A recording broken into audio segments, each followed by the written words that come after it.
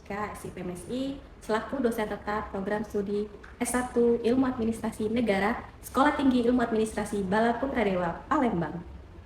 Pada kesempatan kali ini, saya akan memaparkan mata kuliah yang saya ampu sesuai dengan bidang keahlian saya, yaitu mata kuliah Keuangan Publik. Mata kuliah ini ditujukan kepada mahasiswa semester 4 dengan bobot 3 SKS dengan kode mata kuliah SPK 222X. Diselenggarakan dengan 16 pertemuan tatap muka dengan rincian 14 pertemuan materi dan 2 kali pertemuan masing-masing ujian tengah semester dan ujian akhir semester.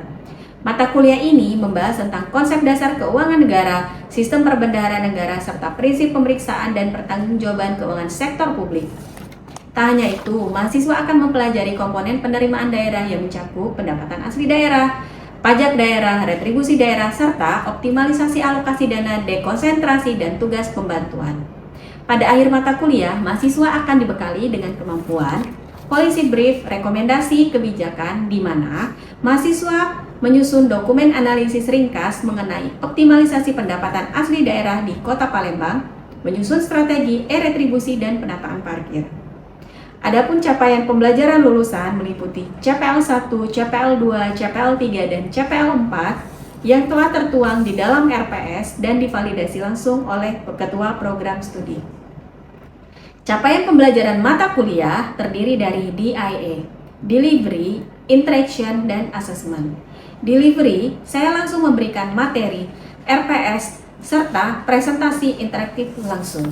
Interaction merupakan komunikasi dua arah, diskusi, tanya jawab, dan komunikasi interaktif langsung secara tatap muka untuk mengetahui pemahaman mahasiswa. Assessment terdiri dari dua, yaitu formatif dan sumatif. Asesmen formatif berupa kuis, proyek individu, kelompok, sikap, dan keterampilan. Asesmen sumatif berupa UTS dan UAS. Media pembelajaran yang saya gunakan berupa video dan quizzes. Metode pembelajaran yang digunakan berupa experiential learning dan project based learning. Referensi yang digunakan berupa karya ahli yang memiliki nilai kebaruan sehingga mahasiswa mampu mengikuti perkembangan. Berikut adalah video pembelajaran pada mata kuliah Keuangan Publik saya.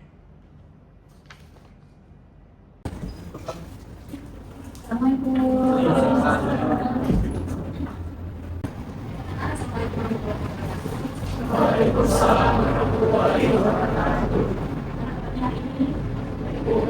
Sehat ya? Alhamdulillah. Apakah ada yang tidak hadir hari ini? Alhamdulillah ada semua ya.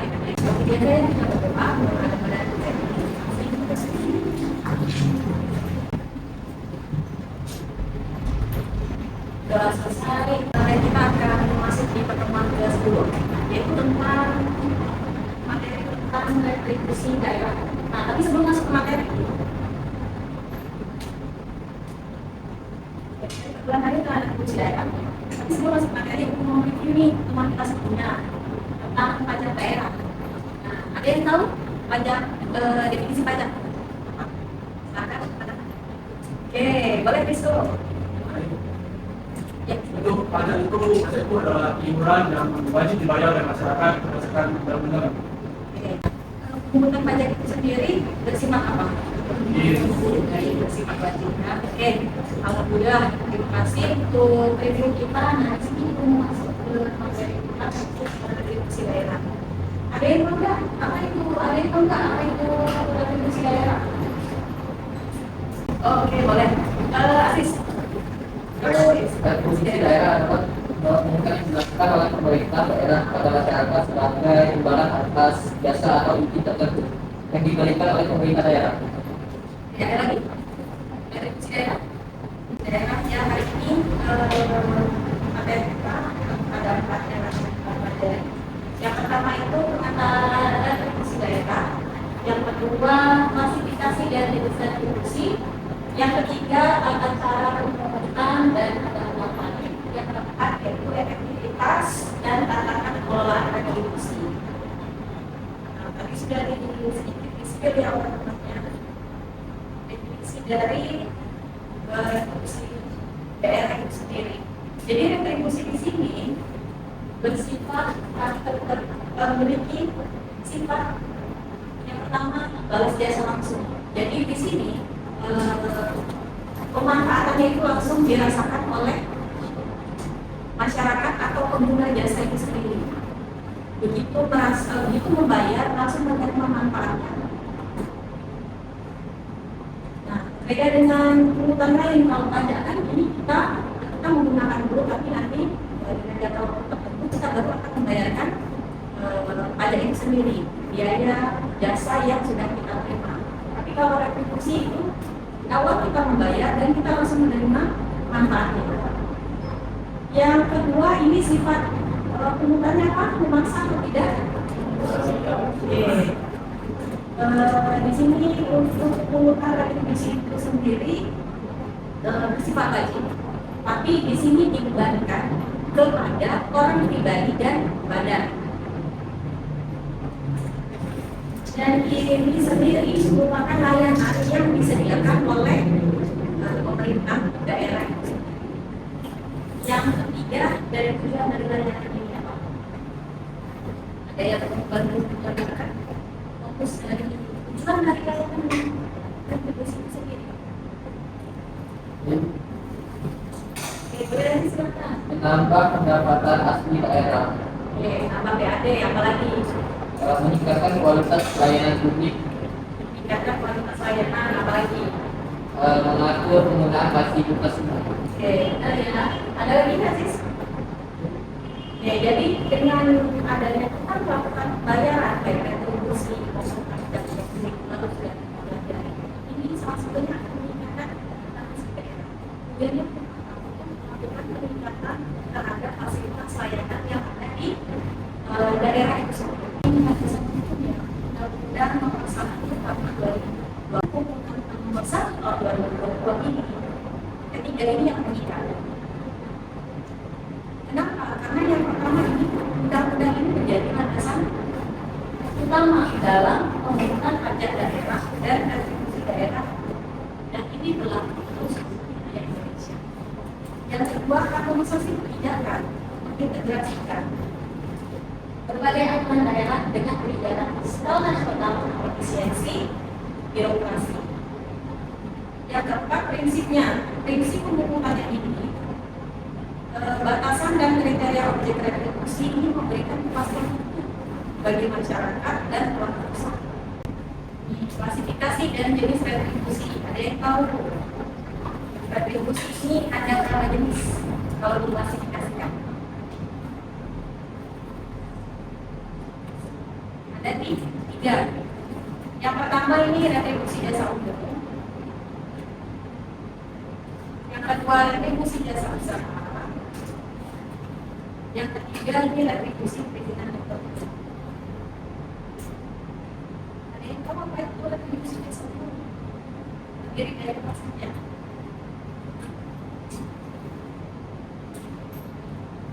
Iya, ada 10 dalam undang-undangnya. Ada yang pertama namanya retribusi jasa usaha, retribusi layanan kesehatan. Jika kalian datang ke puskes, rumah sakit dan lain sebagainya, itu sudah ada retribusi. Jadi kalau misal kalian meminta rinciannya itu pasti akan ada biaya layanan. Kemudian yang kedua, retribusi layanan persampahan atau kebersihan. Yang ketiga, retribusi pergantian biaya cetak aturan hidup dan ke catatan sipil. Ya, retribusi layanan pemakanan dan pengambilan dana. Yang kelima, layanan parkir di tepi jalan banjir dan layanan pasir bulan. Kadang iso toko tertentu, toko lain rumah yang ada di kota Palembang itu, toko itu sudah melakukan pembayaran langsung ke dinas perhubungan. Tapi terkadang kita melihat nih ada jukir bangku legal atau ilegal yang karena memang secara aturan wali kota kita sendiri itu mengatakan kalau ada di alamat jukir yang ilegal, karena memang di setiap toko itu sudah melakukan pembayaran langsung setiap bulannya ke dinas. Ada 6 retribusi layanan pasar, 7 pengujian kendaraan motor, 8 retribusi pemeriksaan awal pemadam, biaya cukai serta retribusi Yang kayaknya siapa? Sarjana ini pribadi atau badan yang menggunakan atau yang menikmati layanan jasa itu, kemudian subjek retribusi jasa ini dapat merupakan wajib retribusi. Dalam jasa perizinan ini menandakan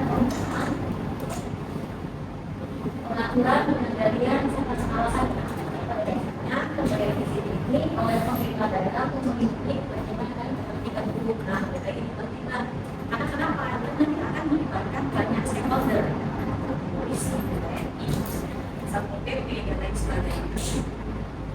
Nah, akan ada izin besar nih, kan kita nggak tahu nih waktunya dari mananya dan mana.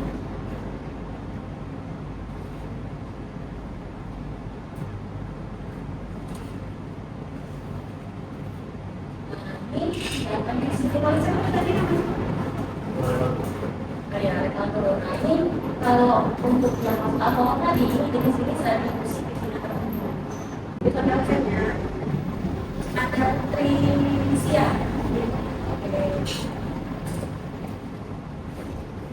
Triansyah, Salim, Farah,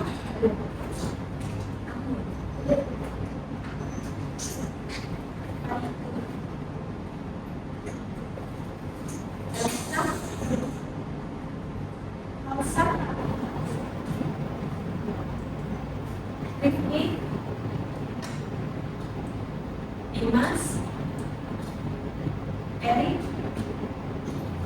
Rizko, Rekaldo, Kaifa, Edward, Renati, Lorenzi, Aziz.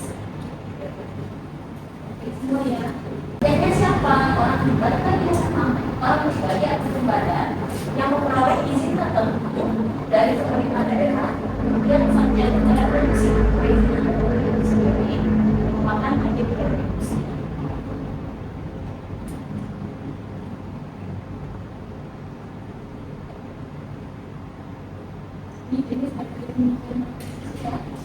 Ini retribusi jasa umum dan retribusi perizinan tertentu untuk daerah provinsi dan daerah kabupaten atau kota ditetapkan sesuai dengan kewenangan masing-masing daerah sebagaimana diatur dengan peraturan undang-undang yang berlaku. Dan ini melekatkan ini ke daerah karena akan disesuaikan dengan kemampuan dan pendapatan dari PAD, pendapatan asli daerah itu sendiri. Kemudian jenis retribusi jasa usaha untuk daerah provinsi atau kabupaten atau kota ini ditetapkan sesuai dengan jasa layanan yang diberikan oleh masing-masing daerah. Apa ya? Jadi akan disesuaikan dengan kemampuan dari daerah itu sendiri. Jadi kalau misal daerahnya upaya akan mungkin retribusi akan disesuaikan. Oh mungkin di daerahnya itu upaya akan salah atau akan disesuaikan dengan kondisi misalkan kekayaan daerah itu sendiri.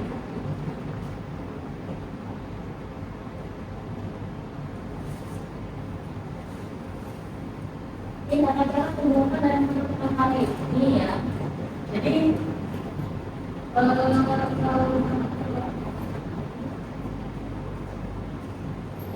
cara umur ayo bagaimana sih pemerintah itu melakukan penggunaan terhadap penentuan retribusi ini ya. Selain retribusi itu sendiri dikalikan dengan penggunaan kembalikan retribusi atau motivasi sendiri.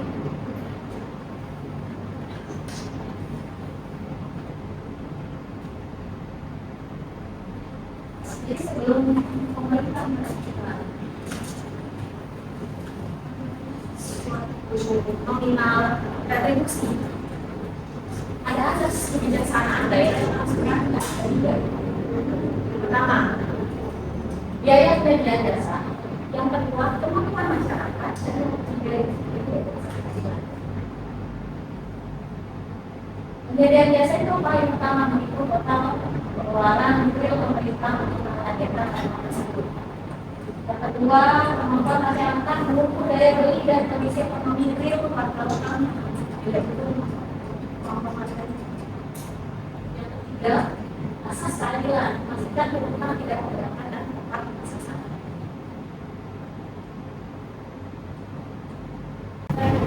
Pas dan tantangan kali lihat sekali dalam melakukan pembunuhan pertama akurasi data, yang kedua metodologinya, dan yang ketiga itu harus dievaluasi secara berkala oleh stakeholder.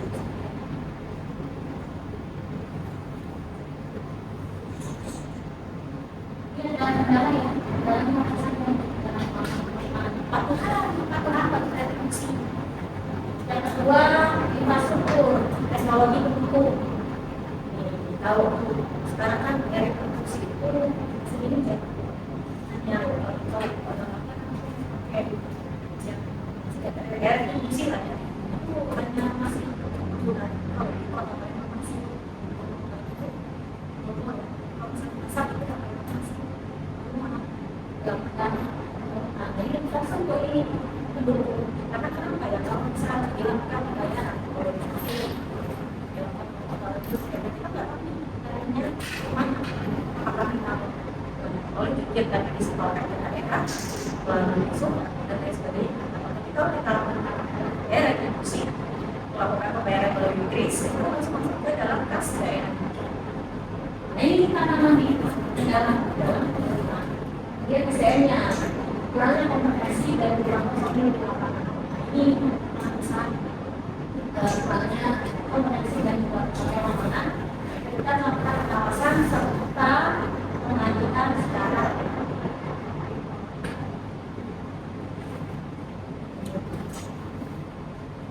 ya. Ada yang pertanyaan? Boleh silakan. Saya mau bertanya mengenai khusus kepada usaha melalui mereka. Nah, pertanyaan saya menjelaskan sekali lagi, apakah retribusi ini bisa berupa penyediaan infrastruktur atau izin monopoli? Kalau misalnya di suatu daerah, misalnya katakanlah di suatu daerah 3G, terus ada badan usaha yang memiliki suplai yang tinggi untuk menjual suatu produk di wilayah tersebut. Jadi mereka bekerja sama dengan pemerintah untuk bisa menyediakan infrastruktur atau akomodasi dengan tempat tersebut, seperti yang terjadi di PT KAI dari pembangunan daerah itu. Nah, apakah pihak swasta bisa bekerja sama dengan pemerintah melalui distribusi atau hal-hal yang seperti itu harus dicantumkan ke dalam badan usaha milik negara? Baik. Ada banyak juga. Ada lagi yang lain mau bertanya? Boleh silakan. Boleh, temukan saya kesempatannya itu sebelumnya PP izin bertanya itu mereka bertanya di dalam jasa usaha, retribusi jasa usaha itu kan sudah dijelaskan tadi bahwa penarikan tarif ya retribusi itu dilakukan 5 tahun sekali. Nah, apabila di dalam kurun waktu 5 tahun sekali, 5 tahun ini itu pelaku usaha itu mengalami penurunan pendapatan atau bahkan kebangunan itu, apakah memungkinkan bahwa pelaku usaha tersebut mengajukan pengurangan tarif retribusi atau bahkan pemberhentian tarif retribusi sementara?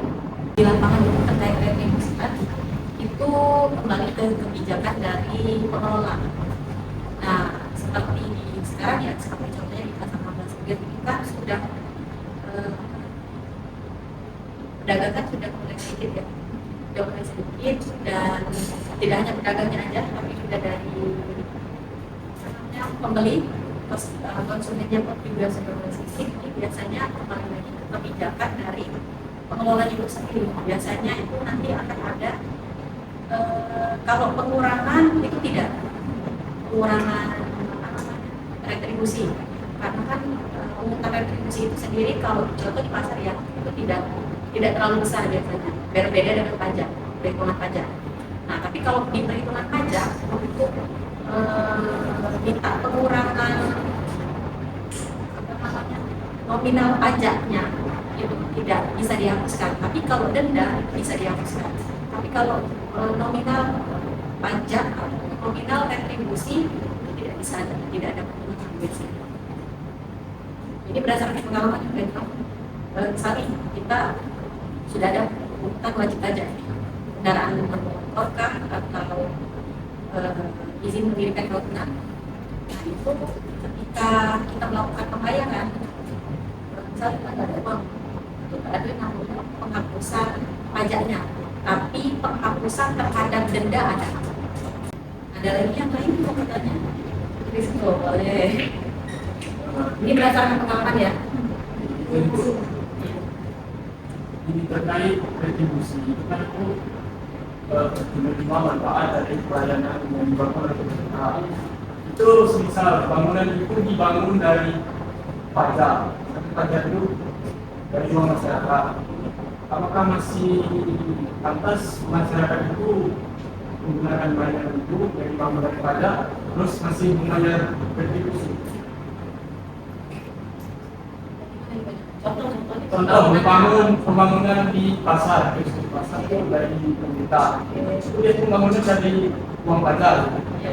Uang pajak itu dari masyarakat. Nah, sedangkan masyarakat ingin menggunakan itu, kita harus membayar. Ya. Kenapa ada turunan? Padahal aku sih buat ada turunan, padahal kan itu sudah banyak gitu.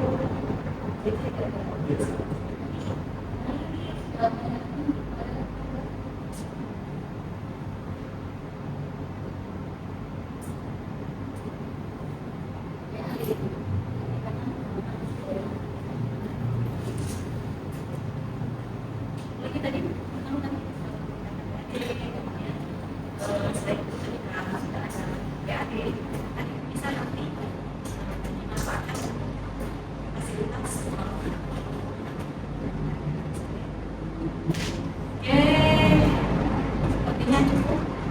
Katanya atau ada lagi mau bertanya boleh? Oke cukup. Nah kita lanjut ke kasus ya. Silakan menurut ya tugasnya. Bagaimana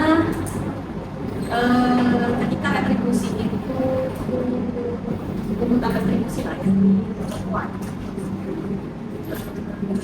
Menurut kalian, pendapat kalian ini bagaimana cara kita menegur atau mengantisipasi terhadap jukir kita? Karena kan sudah jelas nih aturan yang sudah ditetapkan pemerintah terhadap tarif retribusi, pokoknya di beberapa tempat itu tidak ada penggunaan seharusnya di dalam aturan. Bagaimana cara kita mengantisipasi diri kita sendiri terhadap jukir tadi nih? Ya, silakan diskusi dengan pokoknya apa yang boleh terkait instruksi perspektif kita sebagai Oke, ini perspektif dari dua-duanya, baik dari pemerintah maupun kita sebagai masyarakat. Boleh satu kelompok 4 orang.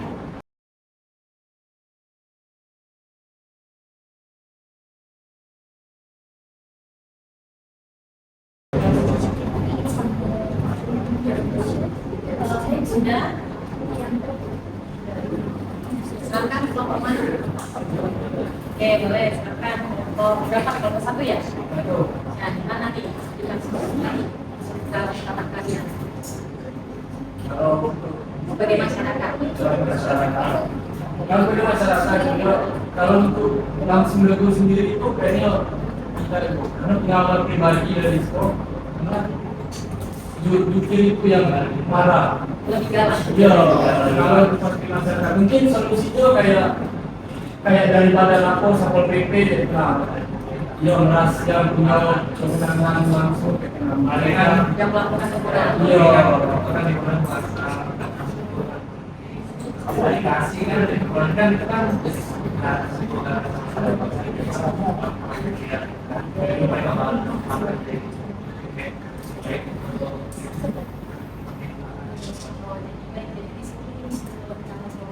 Sebagai warga masyarakat yang akan paling melakukan lebih kepada pengetahuan. karena itu mengisi jukir itu bagian tugas pokok dari satpol pp. Itu bisa Karena jadi dari pemerintah sendiri, Satpol PP, dari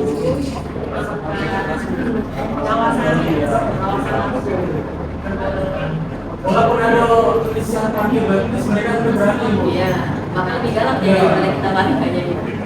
Oke. Selanjutnya kelompok 2, gimana nih kelompok 2? Pasangan kalian nih dari sisi masyarakat. Sebenarnya ini dari sisi masyarakat sendiri sebenarnya tidak bisa banyak yang ditambahkan karena oleh masyarakat memang tidak benar di atas status. Ini lebih contoh berfokus pada pemerintahan. Ini sedikit mengatakan saja atau satu. Kami setuju dengan nomor satu dan mungkin kami memiliki perspektif yang sama. Untuk berserah diri melakukan pengaduan secara relevan gitu di mana peraturan tersebut berjalan.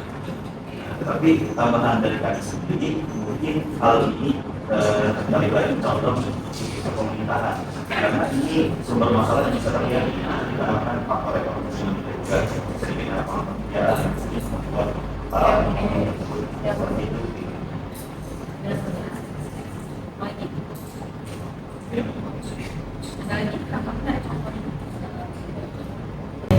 Ini selanjutnya kita akan masuk ke fisik ya.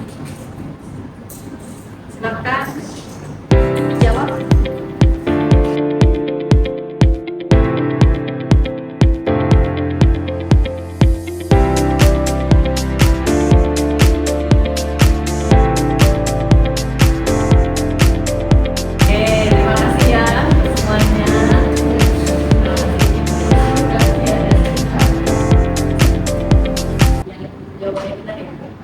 Cukup ya, terima kasih sebelumnya.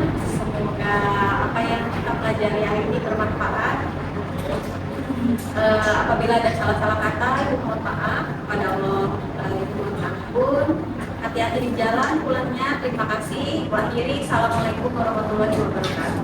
Waalaikumsalam.